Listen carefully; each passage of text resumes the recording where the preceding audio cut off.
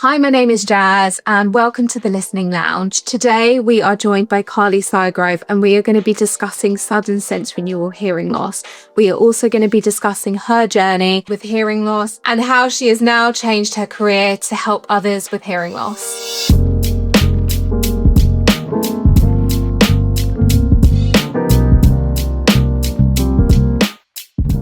Carly, thank you so much for joining us today. I'm very excited about our conversation. But for those who don't know, who are you and what do you do? Hi, Jazz, and hi, everybody.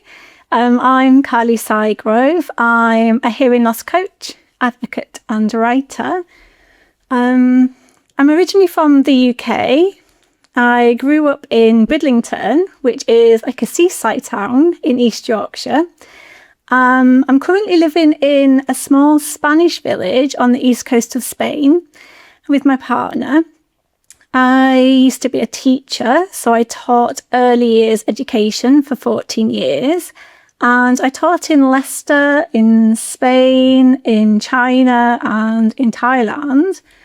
I enjoy walking in the countryside. I like baking. I like visiting my sister in the UK.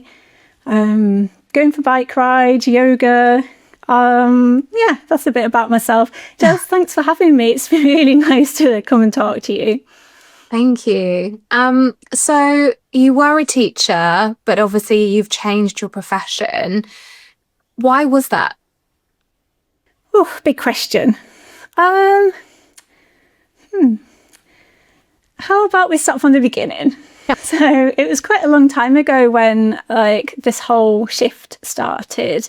And it started, I think, the first thing that happened was my hearing loss. So I can speak about that to start with and see where that goes. So about 9.5 years ago, I was teaching in Madrid in Spain. And it was actually like a teacher training day. So I was sat in this big auditorium and I was writing some notes and listening to this. There's like somebody speaking on a big stage. So I was writing some notes, and as I put my head up from writing the notes, I just had this feeling of pressure in my head and this really loud screeching sound. The room started spinning around me, and at that point, that's all I knew was going on. I was like, something's not right. Something's happening here. Maybe I'm not well. I didn't know. One of my first memories of when this happened was we were all asked to speak to the people next to us in the auditorium about this question that we'd been asked to discuss. And I turned to my friend, my colleague on my left, and we were talking about this question. And I just remember seeing that her lips were moving, but it's like I couldn't make out what she was saying. So I knew she was talking to me, but it's like my brain just couldn't understand what she was saying. And I didn't really think much of it because it was a big auditorium, and I just thought, you know what, I'm probably just tired. And I really didn't think much of it. My head was still like screaming with this sound. Everything was spinning. So all this was going on at the same time as well. And I just paid it no attention. I turned to the person to my right, one of my new colleagues, and started talking to her, and I could hear her fine. So, I didn't think anything much about the hearing aspect at this point. I was more concerned that the room was spinning, that I had this loud sound in my head, and I just felt something was really off. So that was the start of the career change, was this kind of moment in this auditorium where something happened. And it later turned out that I had experienced something called sudden sensorineural hearing loss. Sorry, just going back to that. So you felt completely fine up until that point. Is that correct? There was no other headaches or no other symptoms at all? Yeah. So it was actually, I'd come off a lovely summer holiday. I'd been traveling and I'd seen family, and I traveled in Spain a bit and come back refreshed. It was actually my 3rd year in the same school. So I was at that point where I was like, I've got this now. I know the routines. I was in the same classroom as the year before. So it's set up. It was kind of, it wasn't like I was changing classroom, which is a big deal when you're a teacher because you've got to sort everything out. So it was one of those times where okay, it was a bit stressful going back to work after the holidays, but in terms of my health, I felt fine.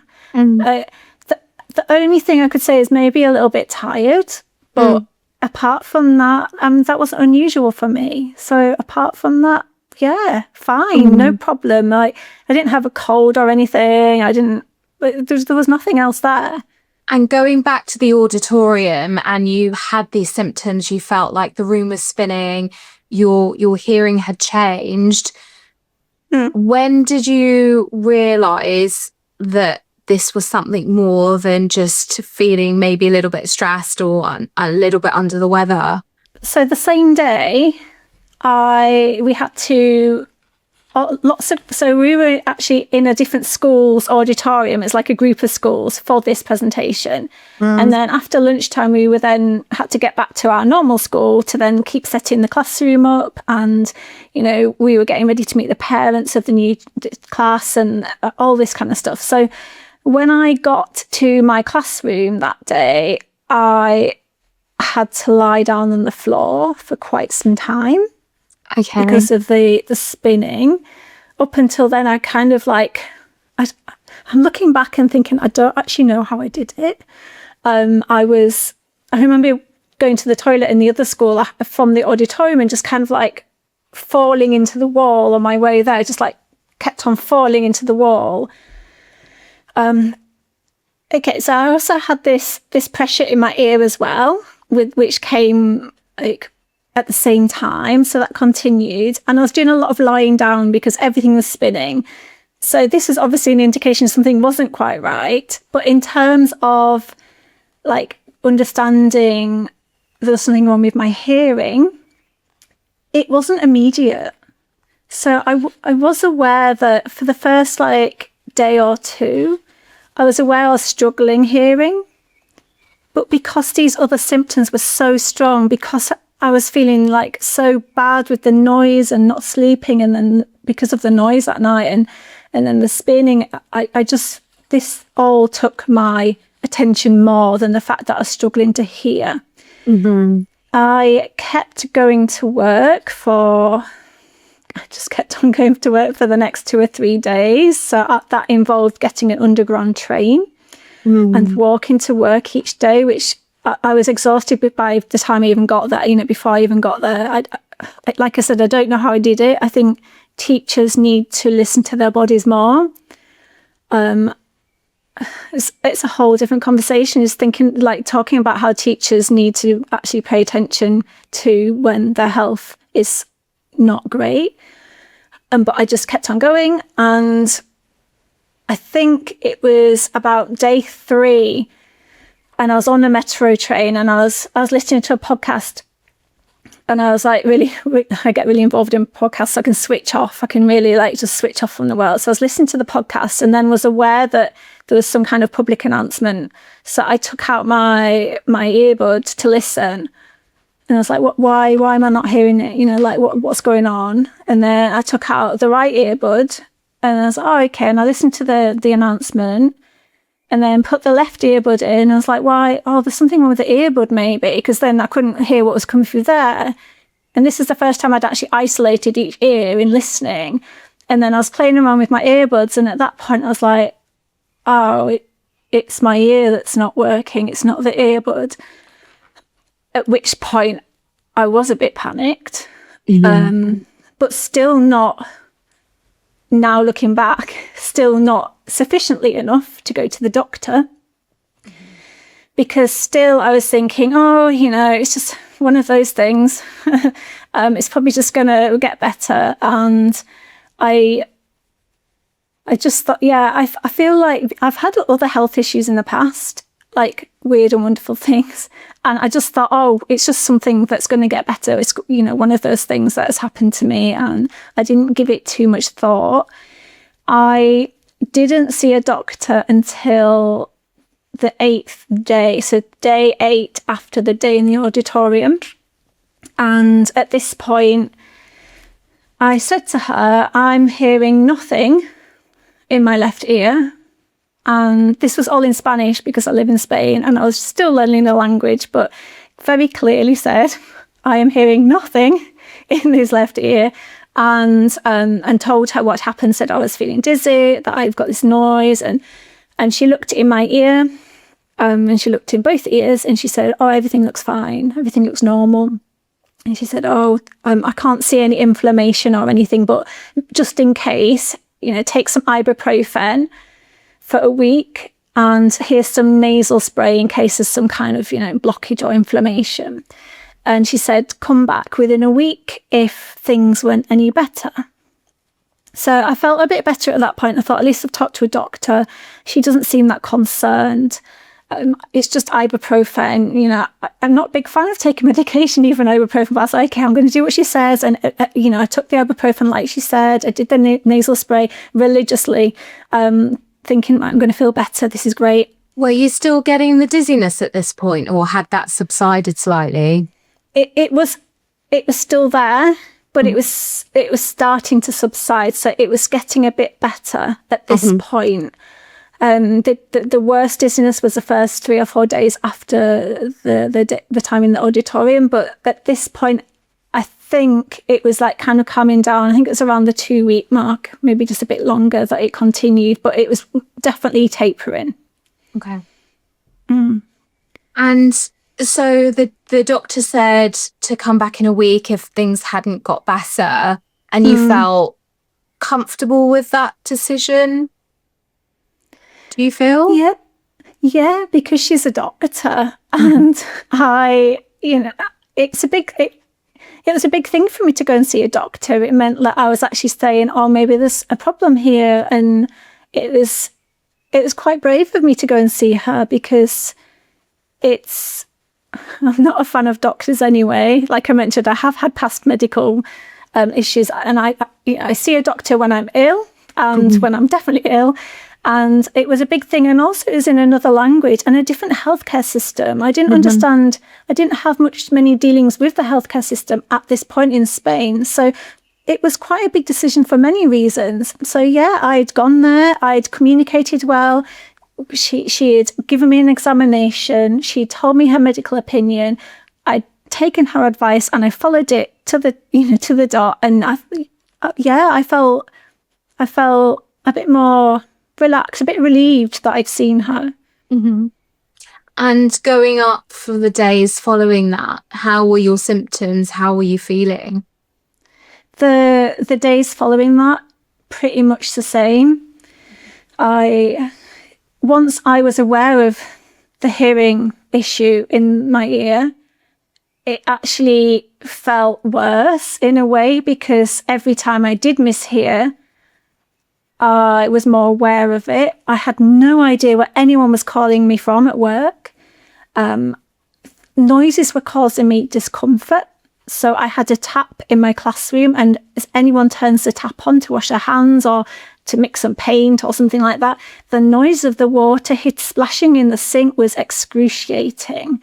And the metro train noise was excruciating. Like there were so many noises that I was struggling with now, because whatever happened in the auditorium meant that my ear, both ears, even the deaf one, they felt really sensitive, and normal everyday sounds were causing me pain. So this symptom at this point was getting worse. So, and the noise of children, I don't know if you've been in many classrooms with 3 and 4-year-olds, but they're noisy. Yeah. Okay.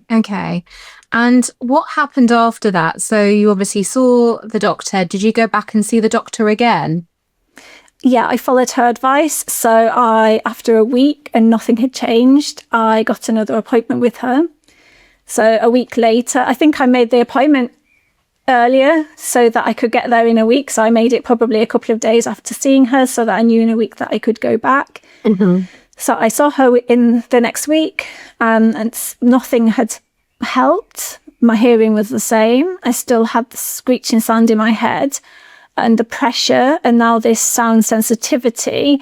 Like I said, the dizziness was getting better by this point, but I had all this other stuff going on. And I actually remember her face, and I remember that look of confusion or surprise, or just not sure what was going on. And part of me was wondering, is there some kind of like not believing me here, or I don't know. I don't know what the look was, but I remember it was a look that's kind of stayed with me, because I had come back where she had assumed that I wouldn't have needed to come back, I think. She referred me to an ENT who I saw 18 days after the day in the auditorium.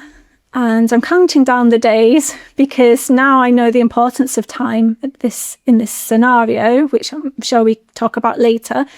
But 18 days after the day in the auditorium, I had my first hearing test, and I will never forget the little Spanish lady. I think she's the audiologist. I saw an audiologist, an ENT. I had a few appointments. It was like a medical centre that I went to that I hadn't been to before. And one of the professionals, she was this little Spanish lady, and she was really kind, and she grabbed me by the arm, and she was talking to me and saying that this is really an emergency, and she's like, you need to go to the hospital right now.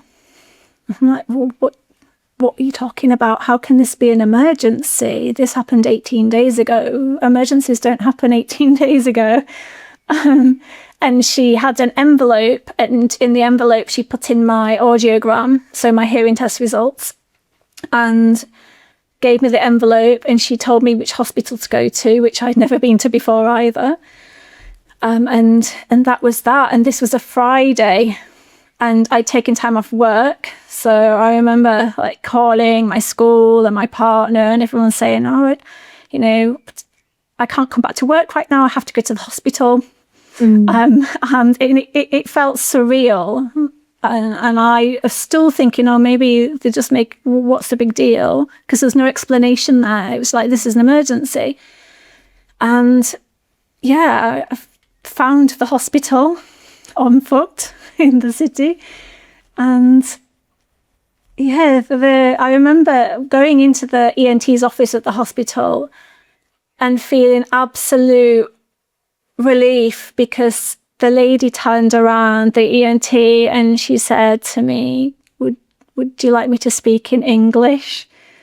And at this point, I was like, anything to make communication in all this situation easier. And so that was such a relief.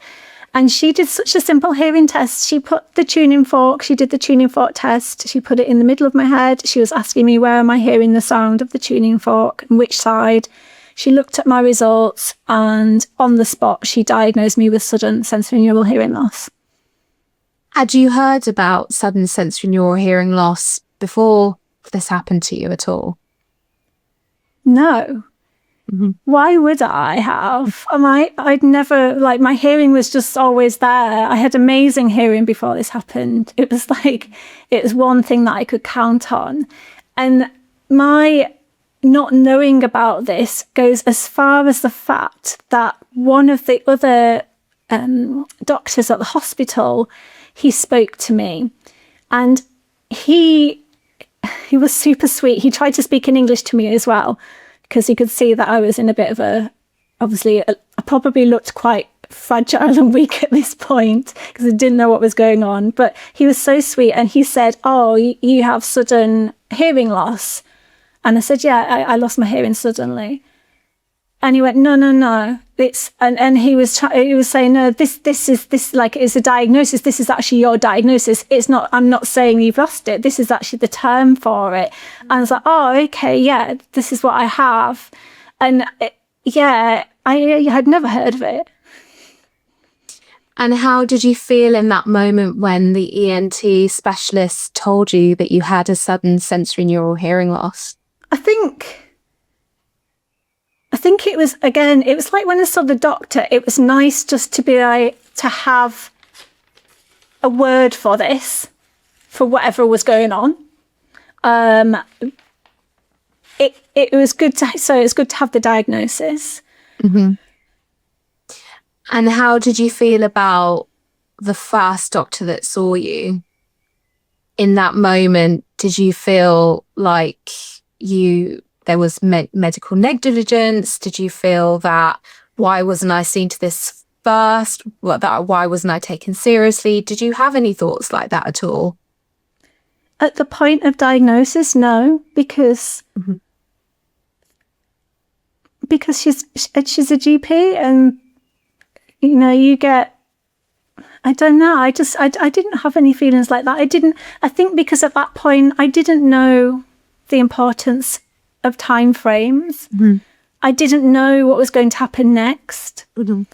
And I had very little understanding on the situation. Even with the diagnosis, I still had very little explanation or understanding what was happening. My mind wasn't thinking about the GP. Okay. So for those who don't know, sudden sensorineural hearing loss is a sudden change in your hearing that affects your inner ear. And we'll obviously go through the importance of time frames in a moment as well. But after you were diagnosed, what happened next? What was the next steps? What happened next for me is not typical. I haven't met anybody else in the 9.5 years that this happened to. So I'm going to tell you what happened next, but with the caveat that this is not normal. This doesn't usually happen. So generally, when you're diagnosed, you probably get given some corticosteroids, some pills to take in tapering dose. And you might be offered other treatment options as well, which I'll talk about. But for me, I was told, it was a Friday, and I was told I'd have to stay in hospital for the weekend.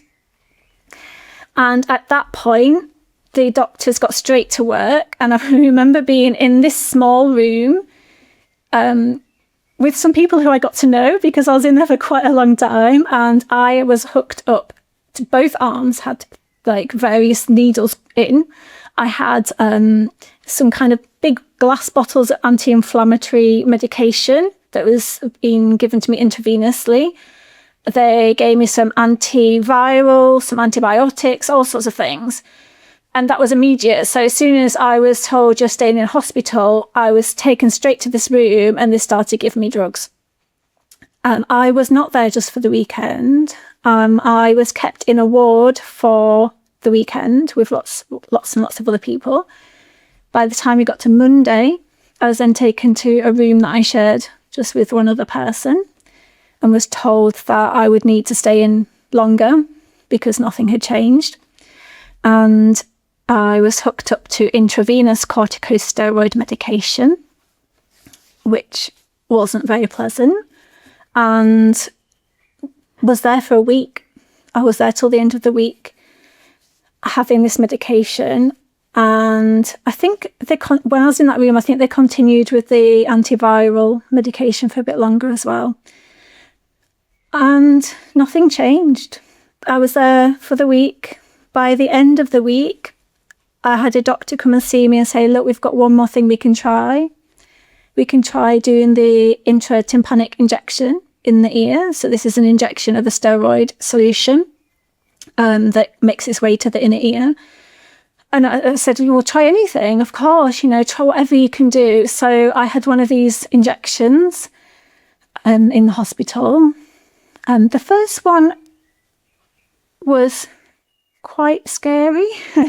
I think it's the kind of thing that once you've had it and you know what it entails, it's okay. But the first one was quite scary because you have to lie down, let the solution kind of make its way, and then you can feel a bit dizzy afterwards. So I had this injection. It was the first of 3.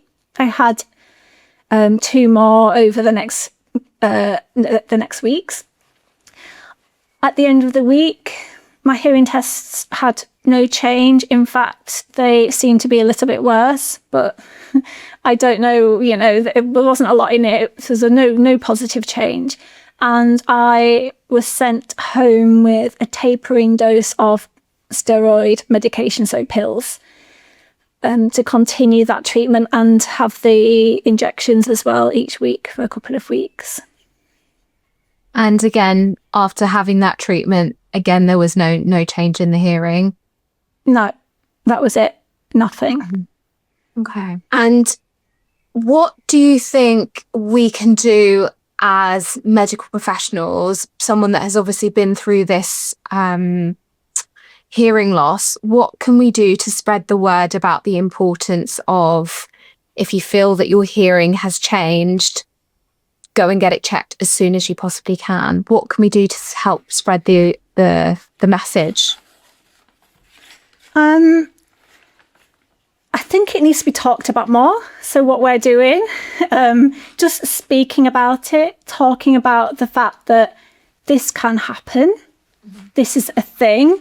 I think for professionals like yourself, I think ways that you could spread the word, simple things like on your website, I think you already do this, Jazz, but on your website, just having like a line on there saying, if you notice any sudden change in our hearing, make an appointment.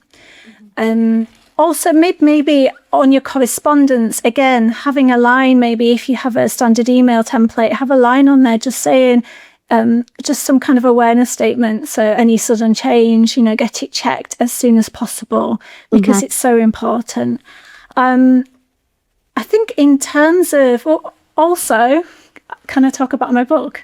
Of course you can, yes. I'm going to hold it up. I'm sat with it. Please do. Sat hugging it. So I have a book called Sudden Hearing Loss, Stories of Hope, Guidance and Support. This was written with an audiologist called Andrea Simonson and a psychotherapist called Caroline Norman, both who've been affected by sudden hearing loss. And I think just having a book in your waiting area, even if nobody picks it up, if they glance over and see the words sudden hearing loss, it is telling people that this is a condition. Because I think I look back on my experience and think I had absolutely no idea that this was even a thing. So just seeing it written down, seeing it somewhere could be really helpful. So yeah, for people, if you're listening and you're an audiologist, put the book in your clinic and just have it visible. Mm-hmm. Well, I'm proud to say that I've got mine in my clinic and I will have it there. But it's also important to say that your symptoms that you had may be typical of someone else's symptoms, but hearing loss isn't always associated with dizziness.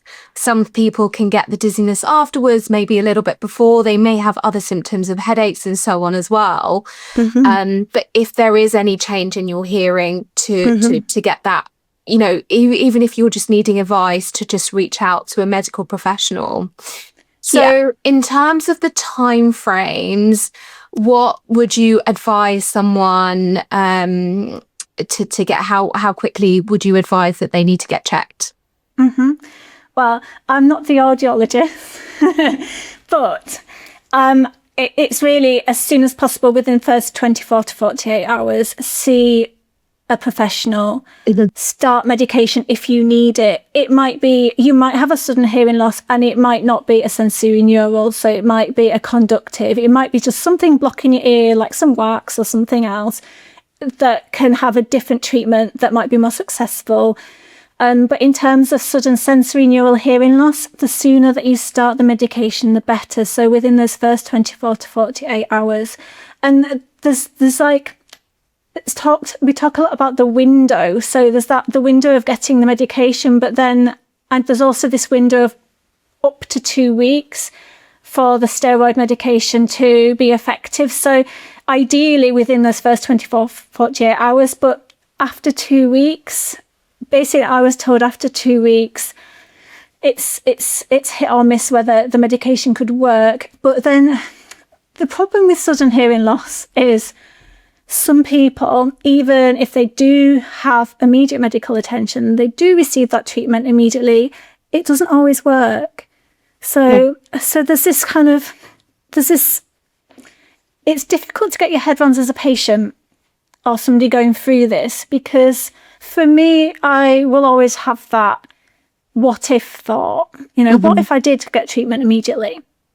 But then part of me knows that, well, actually, my symptoms were really strong. It's a profound hearing loss. There was vertigo. There was a lot of symptoms there. There's some research thinks that when you have a big loss and you have these other symptoms, maybe it's less chance of getting hearing back. But in my opinion, as a layperson, I do think it's luck of the draw. But the least we can do for ourselves is, if we do experience sudden hearing loss, try and treat it immediately. It's the best course of action. It's the best, giving yourself the best chance of recovering some hearing. Yeah, 100%. So if a client comes into me, I will refer them straight on to either private ENT or the NHS near us. They're doing something called the Starfish trial. So they are looking into either intratympanic injections or the oral steroids to see what will help. So yeah, either down that route. But I think as an audiologist, even though this is rare, I think it is very important to have a protocol in place to know what to do in the next steps and who you need to get in contact with. And even if you're not sure, if a client is calling up saying, my hearing's changed, but I think it's just wax, get them in sooner or as soon as you can, because it might not always be wax. I mean, I had a lady in a couple of weeks ago who assumed that she just had wax. I'd seen her husband for wax removal, so that's what she just assumed that it was. Turns out it wasn't that. So yes, she needed to go to A&E and get assistance as quick as possible, and now she is on that treatment. But if you're not sure, if in doubt, always just get looked at and get referred is kind of what I'd say with that.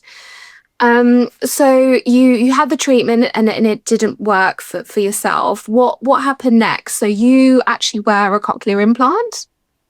Yeah. Okay. Right. We'll get to the cochlear implant. So what happened next was I had a few months just because I was basically just said, okay, that's everything we can do for you now. Bye.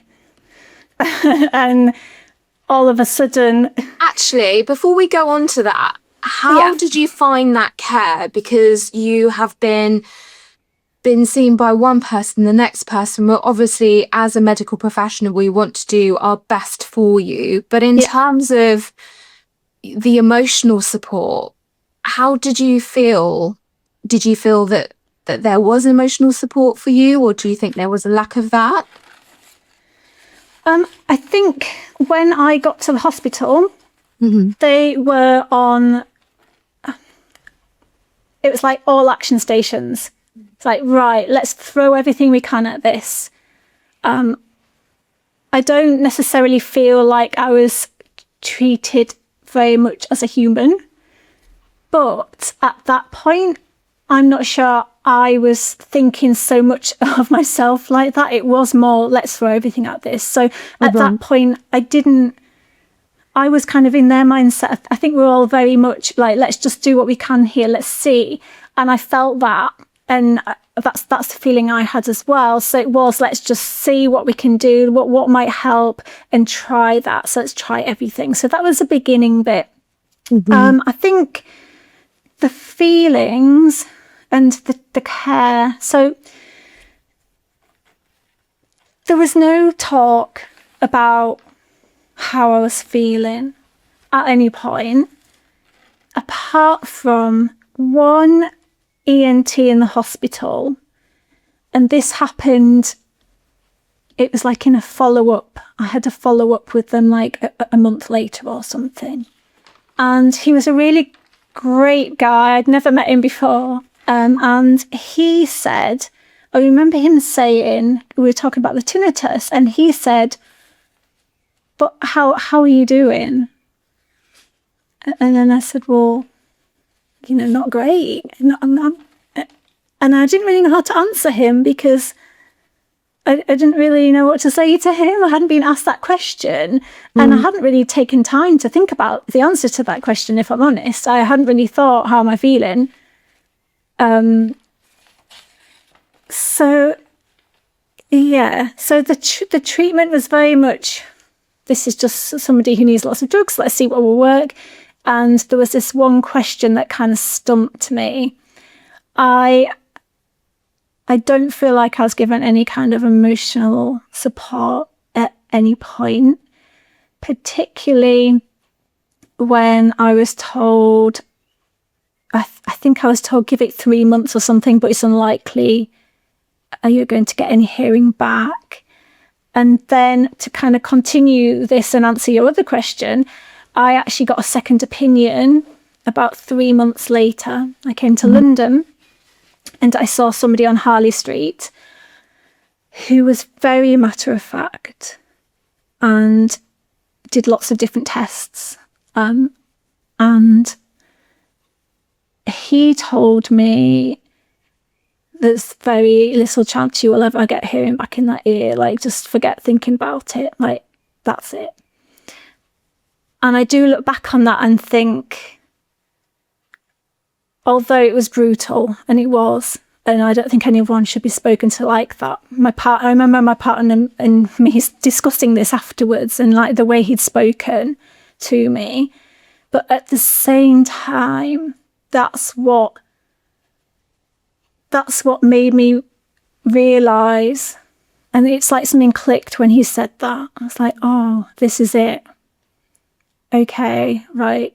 And it was almost like the end of something and the beginning of something new.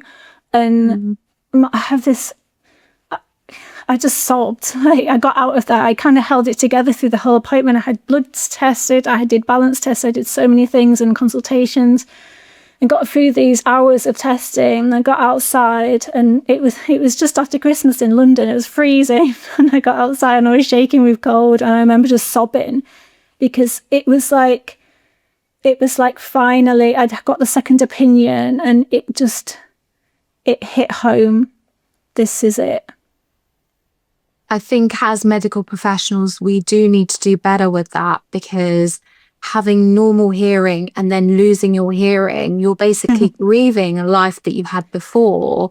And things are going to change now. The way when you go into social environments, the way you interact with people, all that's going to change.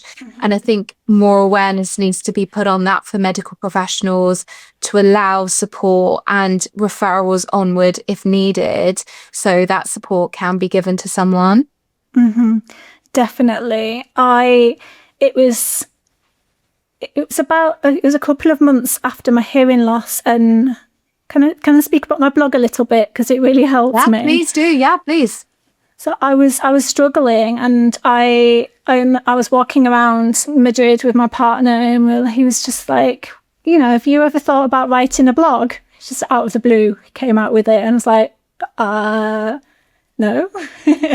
And then he's like, well, maybe it'd help. Maybe because he could tell, like, he was there for every step of this. He didn't really know how to help me live in my life with single-sided deafness. And I didn't know how to live life with single-sided deafness. I didn't know anyone else with this. I didn't know anybody else even with hearing loss, apart from maybe my grandparents in the UK, that they didn't talk about. And I kind of thought, okay, I was open to anything. I'd never written anything before in my life. And the next day, I wrote a blog. I wrote a blog post. I set up a blog. I called it My Hearing Loss Story, which was actually just like a placeholder for the actual name I was going to use, but it actually became its name.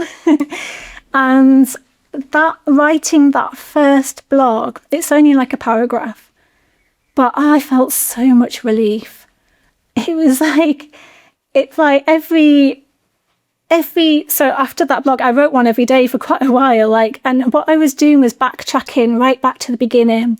So I started with, this is day one, this is what happened, and then this is the next day, this is the next day. And I was literally, it felt like emptying my brain of everything that had happened over the past few months. So taking all that hospital time, which was traumatic, and putting it down on that virtual page, like taking it out, putting it down, and it was just so cathartic. It was,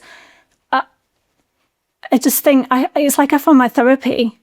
And I do it to this day. That blog is still going, but not only is that blog going, I write all the time for myself. I'm constantly, if anything is difficult to manage, if I'm struggling with something, if I'm happy, anything, I'm writing it down. And whether it's on my phone, I have so many notes on my phone, I'm constantly writing. And I think that, well, I know that this hearing loss it made me a writer. And it made me find this type of therapy, which is so soothing for me. It's just writing. So this is one of the ways that I dealt with my hearing loss. And through writing this blog, one day somebody connected with me and said, you might find that you need to grieve your hearing. Mm-hmm. And I know the name of this lady. She's wonderful. She has a cochlear implant too. And she'd said this to me just in passing. She was a stranger at the time, just somebody on my blog, like commenting.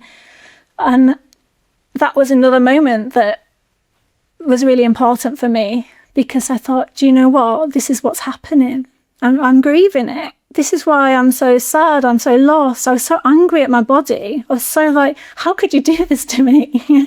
Like, because, I wasn't unhealthy or anything like that. And everyone's looking, because there's no real diagnosis often with this, or no real reason. It does just happen sometimes. So as a patient, you'll get told it's idiopathic, so the cause is unknown.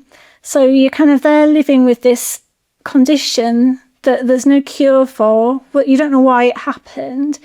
And yeah, I was angry. So when this person told me you might need to grieve, I was thinking, that's what I'm doing, but I need to actually accept this a bit more, lean into it, keep crying, get it all out, keep writing. And that was my healing, was writing about it. So for people that may be watching that may not know anything about sudden hearing loss, they may just assume, but you've got normal hearing in one ear, you should be able to manage well. And obviously that isn't the case. And I know that because obviously being an audiologist. Do you mind just going through how it is when you go into noisy, challenging environments, or if you're watching television with your partner or a friend and they're sat on the side that you have the hearing loss? Could you just go through some examples for us? Yeah, so what I have is called single-sided deafness or unilateral hearing loss. So basically I have no hearing, because I have a cochlear implant now, which I will talk about, but I had no hearing on my left side. And with that, when you lose half of your hearing, it means that you can't understand where sound is coming from. And again, that just sounds like, you've got your other ear, it can't be that bad. But imagine you're walking in a city and there's a really loud bang and it stops you in your tracks. And you stopped in your track because you don't know where it came from. You don't know if it was next to you. You don't know if it was a long way behind you. You don't know if it was on your deaf side. So you hear this bang and you're spinning around and you're checking your environment, looking, is anyone running? Is anyone moving away from somewhere? It's trying to find this source. So that happened to me a lot because when I lost my hearing, I lived in the city centre of Madrid. So many times there would be these noises and it would make you feel unsafe in your surroundings. The same as crossing a road. You're looking both ways, but then you're checking again on your deaf side constantly because you are not going to have any idea if anything comes up on that deaf side. Your mobile phone can be ringing and you can hear it. So that's like this, it's like an irony. You can hear the mobile phone ringing because you can hear in your hearing ear, but you don't know where it is. So you kind of like... unless you're constantly carrying it, you might, it's going to stop ringing before you find it because you can't locate it. So that's one of the things that happens with single-sided deafness. One of the other things is hearing in background noise. I don't want to say impossible. It's almost impossible. It's really difficult. So we could be sat, me and you, Jazz, could be sat together in a nice quiet room and we can have a very normal conversation and it can be absolutely easy for me to follow. That's great. If you then decided to have the TV on in the background, it would short circuit. It would short circuit me. So I would then not be able to concentrate because I would hear the TV with your voice kind of at the same level, all merging together. I cannot focus on what you're saying. So then I'm like looking at your lips. I'm really trying to read your face to see what you say. It's really difficult. So this makes things like socializing really hard. So going into anywhere with any kind of background noise, a restaurant, a cafe, a bar, anywhere like that, and trying to have a conversation is really difficult. If you're just walking in the street, my partner got used to just walking on my hearing side, because if he's on the deaf side, I'm going to constantly be turning my head to try and get my hearing ear to point towards him. Otherwise, I won't hear him. Many times I've turned around and seen somebody give me like a dirty look, like, why didn't you answer me? Especially in the supermarket. So, you know, like maybe somebody said something to me and I've just not even known they were there. Sometimes I've turned around and bumped into people because I've not known somebody's been there. And it just makes you quite vulnerable, which can take confidence away. So I lost a lot of confidence with my hearing loss for many reasons. And it's quite common. Like many people do lose confidence when they have hearing loss, because your hearing is just one of your ways of interacting with the world. And when some of that's taken away, it takes away part of that confidence in your surroundings. And before you went down to the route of having a cochlear implant, were you given any other options at all? So I trialled a cross hearing aid. And this is a really cool type of hearing aid. You wear a device on both ears. And it's really clever because it picks sound up from your deaf side and it'll send it to the hearing ear. So for me, it picks sound up from the left side and send it to my right ear, which means that the right ear is picking up like what's going on your deaf side. So you have some awareness of what's happening over there. So for example, if you're walking with somebody, you might be able to hear them on that side. But for me, I didn't find this kind of hearing aid helpful.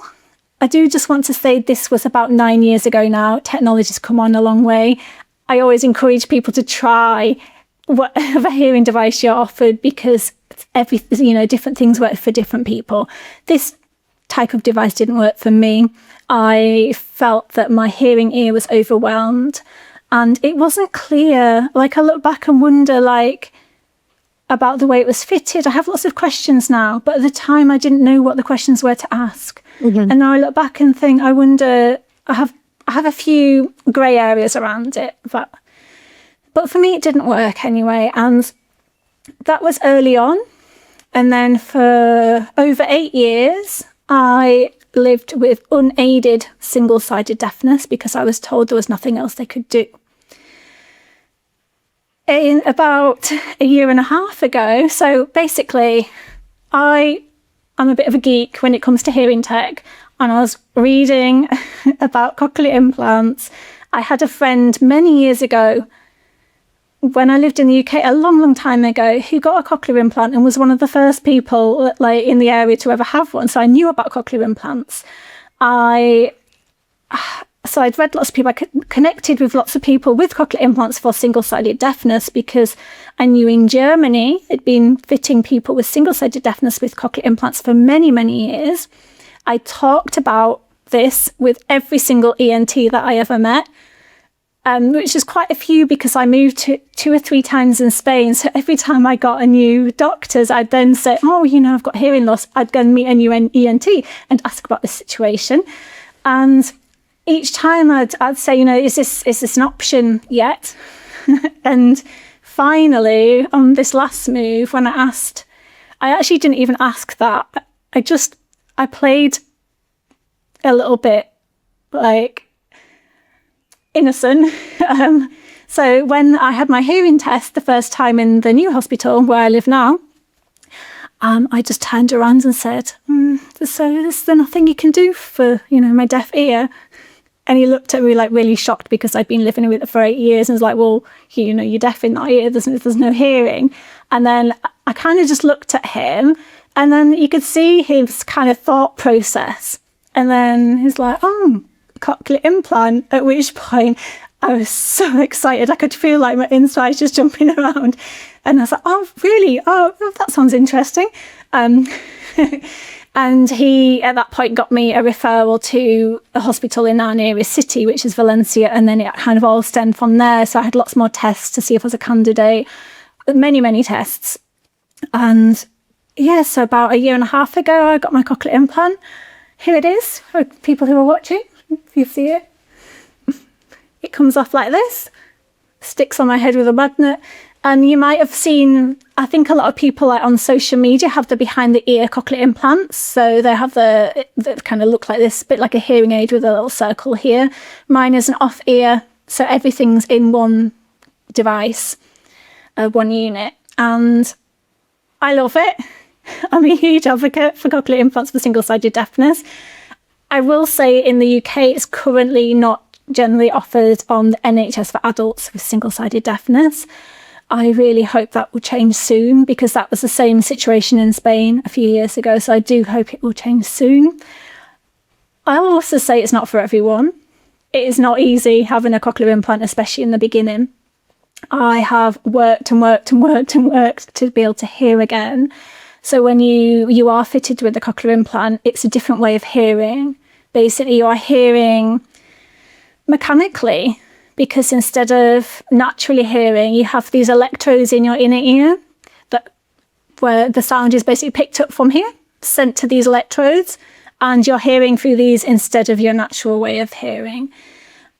Yes. Can you describe the way that you hear with a cochlear implant for anyone that may be going through the process of considering getting one? Obviously, you've got your hearing, that you have normal hearing in your good ear, I assume, or near, yeah. What's the comparison? Does it sound robotic? Does it sound, what's your experience with it?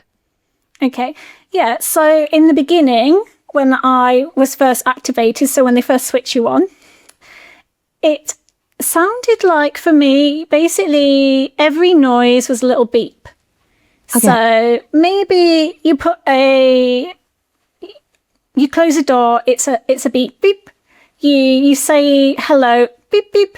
So every kind of syllable, every noise had a beep to it. That was the first few days, maybe first day and a bit. Now, some people, when they're switched on, can immediately hear words and phrases. For me, that wasn't the case, but everyone's completely different. And because I'd been like a long time without hearing, this wasn't a surprise. Like, I knew that maybe it's going to take time for my brain to understand that these signals that it's hearing are actually words, or these signals is actually an environmental sound, or, you know, it takes your brain time to learn. So after the first day or so, things started to make a bit more sense. So it's quite quick. So I remember being in the kitchen and experimenting. So I'd have a mug and I'd put it down on the table. Like, oh, wow, that sounds amazing. And then I would be closing all the cupboard doors and I was rattling the cutlery. And I remember my partner being like, oh, what are you doing now? But I was just experimenting. It was like, oh, what's this sound like? What's this sound like? One of the best sounds, like I remember in the beginning, was typing on my keyboard, and the little click, click, click, click, click of the keys just sounded perfect. So some of the environmental sounds early on sounded quite spot on. Other more complex sounds. So let's say, well, speech, for example. Speech has taken time.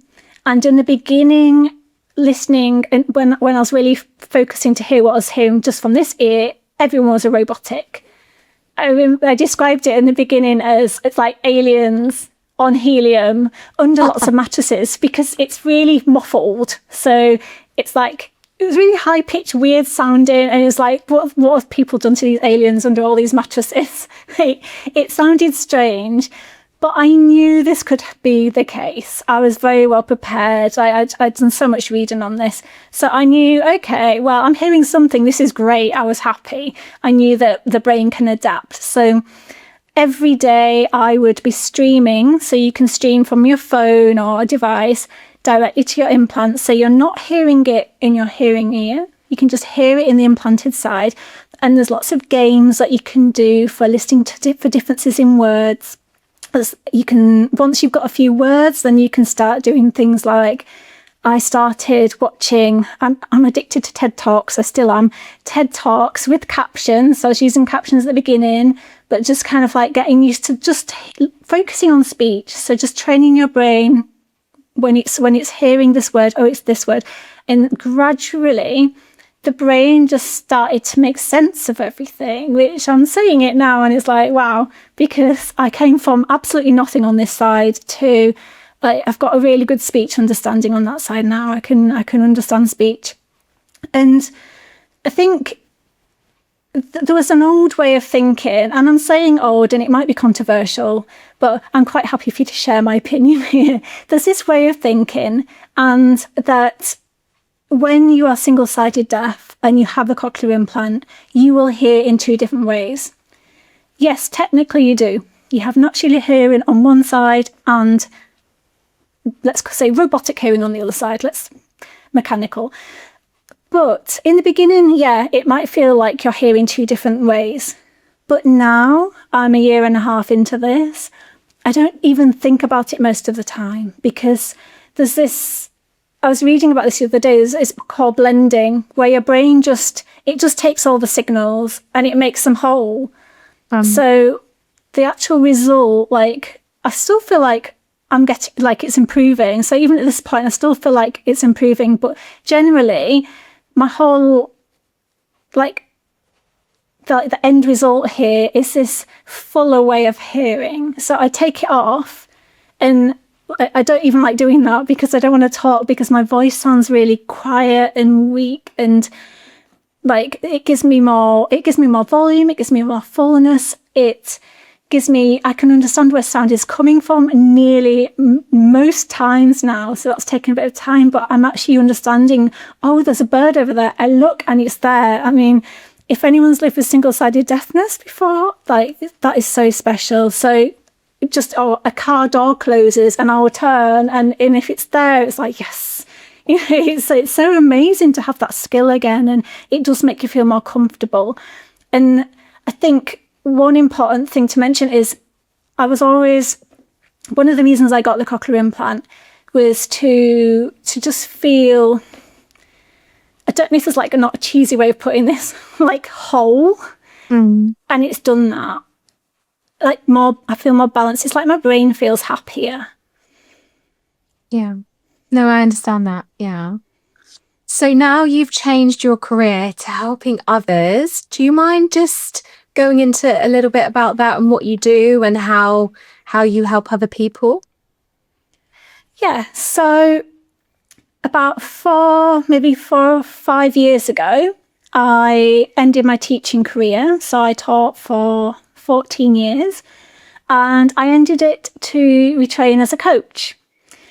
And once I got my diploma, I started a hearing loss coaching business. So I have my own business now, and it is an online service.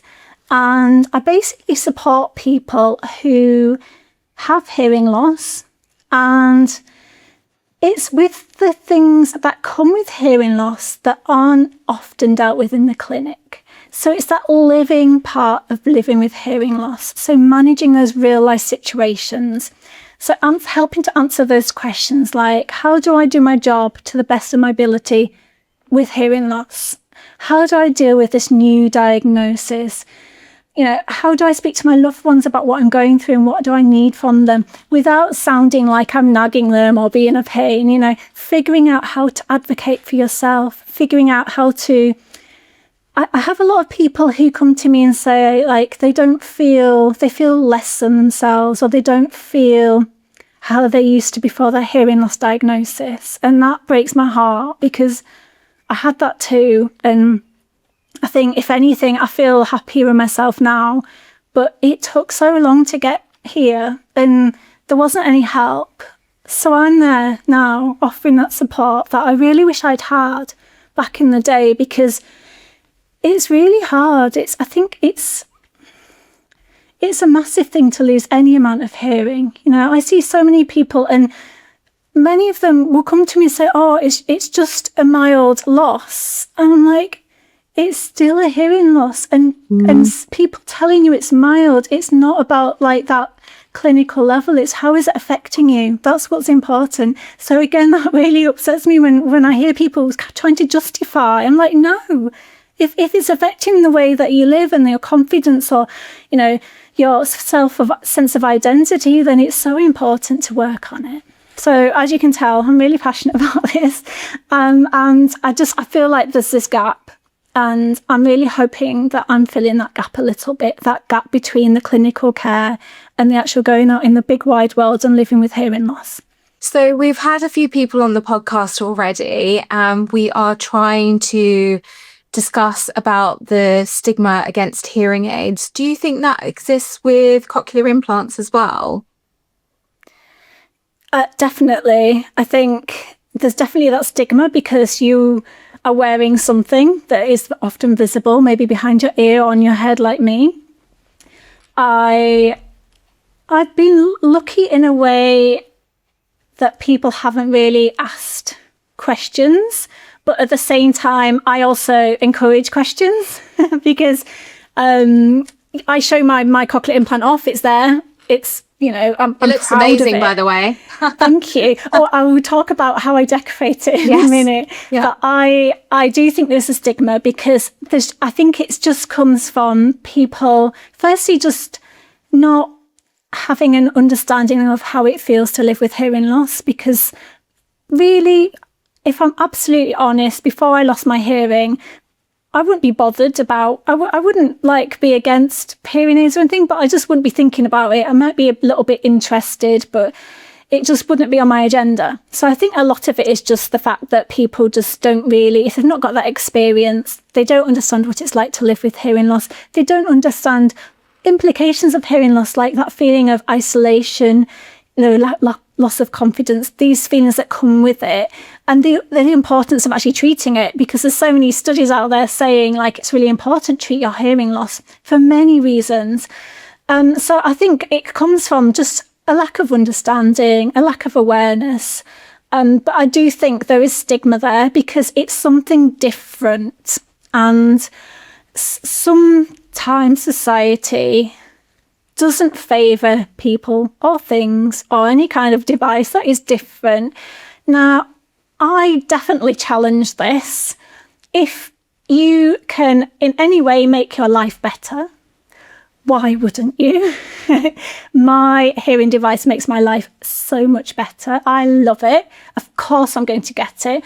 And not only have I got it, I love it. I love how it looks. If anything, if somebody's staring at my head, please ask me what it is. I will tell you all about it. It's really enriched my life. I think the stigma, I hope that with people posting on Instagram, celebrities, going on Bake Off and, I'm not in the UK. I watch some of the UK TV shows, but, these different TV shows with people with hearing loss and deafness and films and, more people in the public eye with hearing loss, with hearing devices, great. Show them off, make people aware of it, because if anything, maybe there's stigma, but there's also some intrigue and interest around it, I think. So maybe it's oh yeah, they've got hearing aid, but then that's when the questions can be asked. So that's when you can actually open up that conversation. So my cochlear implant, I love it. So it's called a Rondo 3. It's by Medel. I don't know if I'm allowed to say that. Yeah, please do. I'm now talking and I can't really hear what my voice sounds like because I've taken it off. So basically when I put it on, I can hear. When I take it off, I can't because it's not connected. So we can get little covers for it. So this is a nice black marble one. And the covers, it just basically pops off. I won't do it in case it falls off. And I've got a chain here with a ring on my ear. You can see. And this stops it. So if it falls off my head, it's not going to fall to the ground, which is so important because these devices are expensive and every time my partner hugs me, it falls off. So I'm used to it now. I never knock it off, but my partner or other people will often, if they give me a hug, it'll fall off, but it'll dangle from my ear. I would like to really give a shout out to Deaf Metal if I can. Yeah, please do. Yeah. Deaf Metal are a hearing aid accessory brand. So they have safety solutions like this in jewellery. And this chain is from Deaf Metal. And so is this spiral safety ring. They are a Finnish company. They're absolutely amazing. Go to Deaf Metal's website because it will help you make your hearing device feel like you. You can just basically design what your hearing device looks like. You can get all sorts of trinkets and things to put on there. You can get all sorts of things. Have a look on there and it'll just give you that little extra bit of confidence so that when you're out and about, you can show off your hearing device and say, hey, look, this is how I hear. It's a bit different, but it's cool. Do you think that's instilled more confidence in you now that you can accessorize it, so it just feels like a bit of jewelry that you're putting on with your cochlear implant? I think I was already proud and happy with it, but yeah, it's something even more. Like, I don't wear jewelry generally. Look, don't really wear a lot of jewelry apart from here because I want to show it off. I want it to stand out. I am so proud of it. I'm so happy with it. I feel so privileged to have had access to this and to now have this new way of hearing. Why not show it off? So yeah, it's definitely kind of helped me feel even more confident, even more happy with it. And it's mine, there's many things that I want to add to it to make it look more like me. So yeah, it does. It definitely helps boost confidence. And in fact, some of my clients have actually said to me, as soon as they've managed to dress up their hearing aid or, whatever hearing device they've got, it just gives them that little extra kind of like a little zing, a little buzz. Just like, okay, I'm ready now. It's like putting your makeup on in the morning, be like, right, I'm ready now. I love that. If I could ask my final question, if there is one piece of advice that you'd give to someone that might be going through a similar thing, what would it be? Okay. Can I give more than one piece? Yeah, please do. Okay, the first piece is, as we said, any change in your hearing, get it checked out immediately. That's the first immediate piece of advice. Apart from that, I think knowing that whatever your hearing situation, so if you do have a change in hearing, whether it's a new diagnosis, whether it's a sudden hearing loss, I think it's important to know that there's so many ways to hear. There's so many different ways to communicate. There's so many ways to access communication in the world around you, whether that's through technology. So maybe it's your hearing aid, a hearing device, a cochlear implant.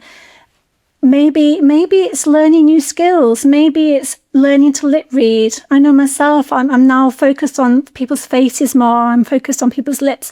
So maybe it's learning to lip read. Maybe it's positioning. Maybe it's choosing the best place in a restaurant where you can hear. There's many tips and tricks you can have as a hearing loss person that can help make communication much easier. So I think in terms of advice is whatever your hearing levels are, there's a way to communicate. And there's a way to kind of just get on with life and still enjoy it. It's not the end of things. This is just something else that you can get some more skills for, that you can work with. I think when a sudden hearing loss comes, it's difficult to imagine life with a changed sense of hearing. But just to know that many of us are doing this, many of us are happy, many of us are just living our lives with whatever way you choose to hear. I'm not saying a device is for everybody. I think that's it. And one more thing. There's a huge community out there of people with hearing loss, people who are deaf, people who are hard of hearing, and they've helped me so much. I've met some people in real life, many people online, and whether it's a support group, a Facebook support group, whether it's, even people I talk through coaching, there's so much help out there that sense of community can be really helpful, especially in the beginning when you might have lots of questions. Obviously be careful with negative comments and things, but in general, those communities out there can be really helpful. And, maybe you've got one in your town, maybe you've got one in your city, seek them out, because when you find your people and when you find people who you've got things in common with, who you don't have to explain, because if you've not got hearing loss, it's really hard to explain what it feels like. So find those people who really get it and connect with them, because, they're really cool. And if there are any audiologists or clients out there that want to reach you, how do they get in touch? Good question. I've got a website for my coaching, and it's carlysygrove.com. You can reach out there's a contact form on there. My contact details are on there. You can find me on social media. The same thing. Find me on Instagram. You can find me on Facebook under my hearing loss story. And I'm on LinkedIn a lot as well. So you can seek me out in many places. Great. Thank you so much for joining us today, Carly. It's been a great and insightful conversation, and hopefully this will help spread awareness about sudden hearing loss and what can be done about it. Thanks, Jez, for having me. It's been really good to talk to you. If anyone wants to get in touch with any questions, just to say hi, if you want coaching, anything, just get in touch. And yeah, I'd love to hear from you. Amazing. Thank you. Thank you.